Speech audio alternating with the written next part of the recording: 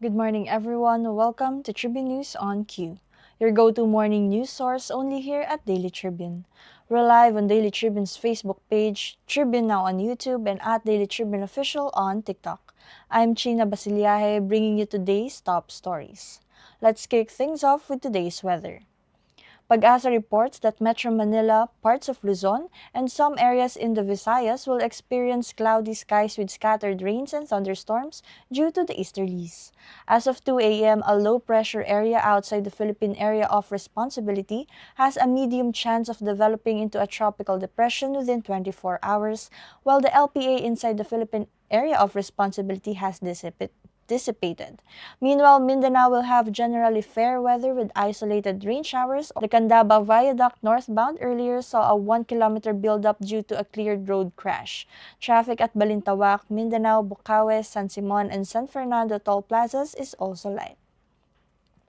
Now let's move on to today's headlines. PHIVOLCS reported a magnitude 4.4 earthquake that struck 13 kilometers southwest of Guimbal, Iloilo at 6:48 a.m. Wednesday.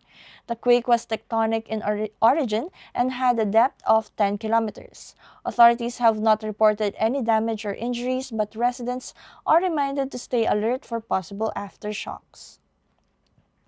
Former House Speaker Martin Romualdez appeared before the Independent Commission for Infrastructure's probe on alleged kickbacks in flood control projects. This is his first public appearance since resigning in September. The closed-door hearing tackled claims he received billions in bribes, which he denied, calling the witnesses discredited. Romualdez vowed full cooperation, saying the issue should focus on facts and evidence, not political noise. Co-accused former Congressman Elizalde Co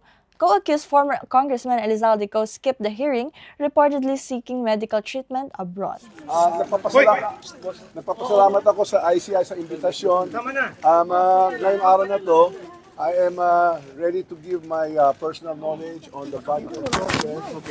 While not a member of the bicameral conference committee, I will share any and all information to help determine the truth and to give all the facts and information. I will be here to help in any way to speed up the resolution of the fact-finding and investigation for the ICI. So you're saying... Migrant Workers Secretary Hans Kakdak said the DMW is working with the DFA and the Philippine Consulate in Hong Kong over the disappearance of two Filipino workers, Mahilum Pabuaya, 23, and Aleli Perez, 33. Kakdak also reported that the perpetrator in the killing of OFW Daphne Nakalaban has been sentenced to 14 years in prison. As of now, yes, we have received that type of information, and we're currently working with our DFA, our Consulate General's office, on this matter. The new development here is the other case, the OFW who had been slain as well, found in the garden. Her perpetrator had been convicted 14 years imprisonment, and 3 other accessories, how many years? Also convicted in their respective sentences as accomplices. But the main perpetrator, the principal, has been convicted for 14 years in prison. He added that the case of a Filipino on death row in Kuwait remains under appeal with ongoing legal and welfare support from the Philippine government. In terms of the Filipina naman po sa on the death row, natuloy po ba yung sentence sa kanya? Which country? Sa Kuwait po.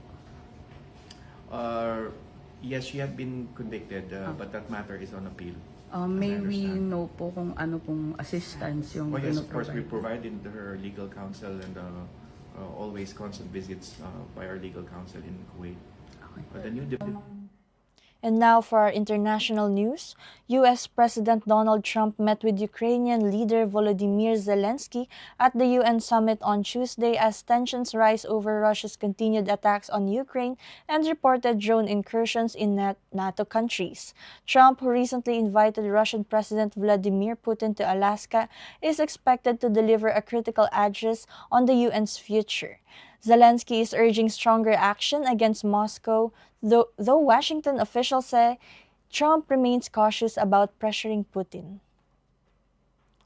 Malaysia is facing a nationwide influenza outbreak with 100 clusters of flu types A and B and around 6,000 students infected. Education Director General Maud Azam Ahmad has ordered temporary school closures to protect students and staff. The outbreak coincides with preparations for the SPM exams in November. Authorities assure the public they are ready to respond, drawing from their COVID-19 experience and urge mask wearing, vaccination, and limiting large gatherings to prevent further spread. And the Senate Committee on Finance is pressing the Department of Finance to explain the government's repeated failure to meet revenue targets. During the 2026 budget deliberations, Senator Win Gatchalian questioned Finance Secretary Ralph Recto on systemic issues behind the shortfall. Recto blamed global economic slowdown, weak domestic growth, and corruption for the missed goals. He said revenue collection depends heavily on trade and GDP performance, emphasizing the need for reforms to strengthen fiscal resilience. And for our sports update, Filipina tennis star Alex Ayala suffered a tough 1-6, 2-6 defeat to Czech qualifier Teresa Valentova in the round of 32 of the Japan Women's Open in Osaka.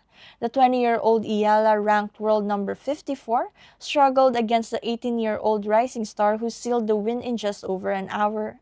Ayala aims to bounce back in upcoming tournaments in China and Hong Kong before representing the Philippines in the 33rd SEA Games in December.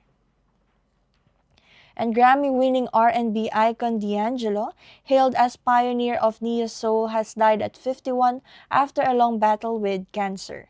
His family said he leaves behind a legacy of soulful, timeless music. Born Michael Eugene Archer, D'Angelo rose to fame with his 1995 debut Brown Sugar, followed by Voodoo and Black Messiah. A four-time Grammy winner, he inspired artists like Erykah Badu and Lauryn Hill, and fans and musicians worldwide mourn his passing. Now let's take a quick look for today's horoscope. For our Libra friends, balance is your theme today. Expect harmony in relationships and smoother communication at work. Don't shy away from expressing your thoughts. Your diplomacy shines brightest now. Stay calm and confident, Libra, because good energy follows your steady rhythm. Check your luck, the universe might have surprise in store. And Katribu, did you know on this day in 2013, a powerful earthquake rocked the Visayas, claiming at least 144 lives and injuring nearly 300 others. The quake devastated parts of Bohol and Cebu, leaving historic structures in ruins, a stark reminder of the Philippines' vulnerability to natural disasters. And social media influencer Lenny Aicardo has once again amazed netizens with her latest TikTok trend entry. Known for her stunning transformations, Lenny's new video inspired by Sabrina Carpenter's hit single Tears has gone viral, garnering over 2.5 million views and more than 300,000 likes. She continues to captivate audiences with her creativity, confidence, and charm. And as we end today's morning newscast, Katribu, the Christmas countdown is on. Get ready to decorate, celebrate, and spread cheer. In just 71 days, the spirit of Christmas will once again brighten homes all over the nation. That's all for now. Join us again at noon for more updates. I'm Chynna Basillaje, and this has been Tribune News on Q. Have a great morning.